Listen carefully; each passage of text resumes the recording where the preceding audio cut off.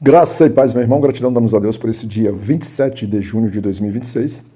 Nós chegamos ao capítulo 6 do livro de Oséias. Nós vamos lá no verso 6 que diz assim: Porquanto eu desejei misericórdia e não sacrifício, e o conhecimento de Deus mais do que ofertas queimadas. É aquela máxima muito repetida, né, no jargão bíblico, chamada que misericórdia quero e não sacrifício, né? Ou desejo misericórdia e não necessariamente de sacrifício ou as ofertas, indicando que Deus, do Antigo Testamento para o Novo Testamento, ele sempre é preocupado por um coração verdadeiro, um coração voltado àquilo que é real. Basicamente, esse capítulo, ele deixa uma mensagem de esperança no sentido de assim, é preciso ter um relacionamento verdadeiro. Ele já começa dizendo no versículo 1, diz assim: Vinde e voltemos ao Senhor, porque Ele despedaçou e nos curará, feriu e nos atará. Então você já vê que parece algo muito bom, muito positivo. Alguém do povo, né, ali dentro do processo, está dizendo assim: olha, a gente deve retornar, vinde, retornemos ao Senhor. Porque eles reconhecem no Senhor a autoridade, reconhecem por poder, né, e reconhecem que Ele tem poder principalmente para curar. E foi Ele que era a mão que estava ferindo, de cativeiro, dessas coisas, e Ele também seria a mão de curar. Só que eles têm basicamente esperando que as coisas aconteçam sempre muito rápido, né? Eles utilizam a simbologia aqui do terceiro dia, né? Que no terceiro dia ele seria ressuscitado. Faz com que a gente pense, inclusive, na própria ressurreição de Cristo Jesus, uma prefiguração de um ato desse, da forma como eles estão falando.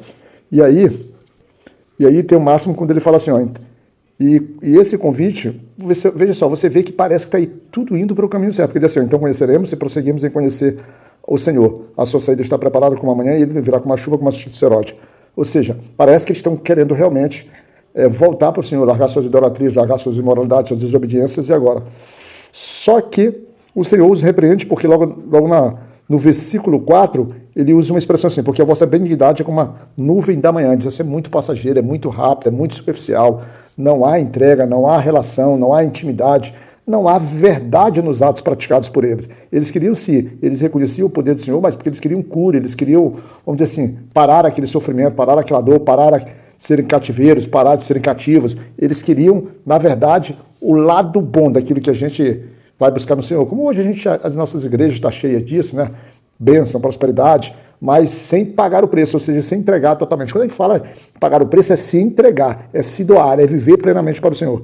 Isso eles não queriam. E aí o Senhor diz que justamente é por essa falta de fidelidade, essa imoralidade, essa idolatria, essa imperfeição na sua adoração, é que o Senhor usou tantos profetas e através das suas palavras duras para que pudesse o quê? Condená-los, né? Para que pudesse levá-los a juízo. E aí é onde a gente entra nessa questão que misericórdia quero e não sacrifícios, né?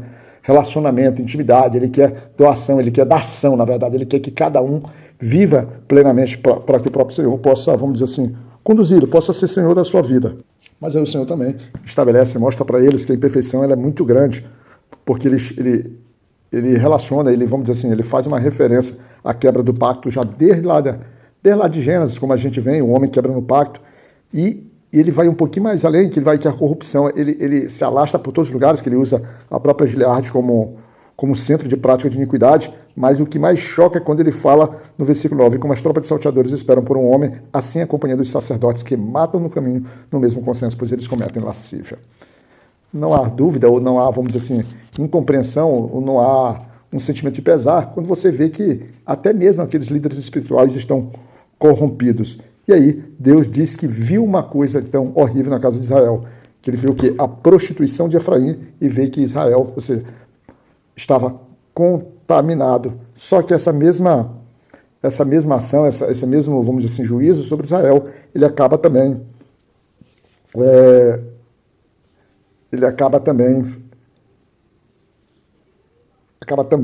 alcançando Judá como um todo.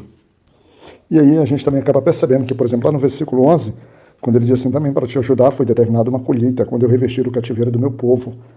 Aqui ele dá uma ideia, ele acaba levando a gente a uma possibilidade, uma leitura como se Judá, vindo ali após o cativeiro, eles fossem revestidos de uma colheita. Mas a colheita aqui que a gente se refere é a colheita do juízo, a colheita da punição, da pena. Aquilo que tu colheste, aquilo que tu plantou, tu vai colher, basicamente. É uma relação de juízo, é uma relação de infidelidade, principalmente é uma relação de retorno por aquilo que eles faziam. Por quê? Porque o Senhor deixa muito claro, o Senhor queria adoração verdadeira, adoração fiel, relacionamento profundo, mas aí esse povo, nesse momento ele não estava preparado para oferecer isso para o nosso Senhor. E por muitas vezes é assim também que a gente, na nossa vida prática, a gente se estabelece, né? A gente tem dificuldade de se doar completamente, de ser verdadeiro, ser o tempo todo, vamos dizer assim, zeloso pelas coisas de Deus e oferecer a nossa mente por completo, nosso coração por completo, a nossa vida por completa para o Senhor. E é por isso que a gente normalmente está sobre esse juízo constante, né? Porque as nossas práticas, elas constantemente, elas ferem ao amor e à santidade de nosso Deus. Fica na graça de Deus, Pai Todo-Poderoso, que Deus possa nos cuidar, meu irmão.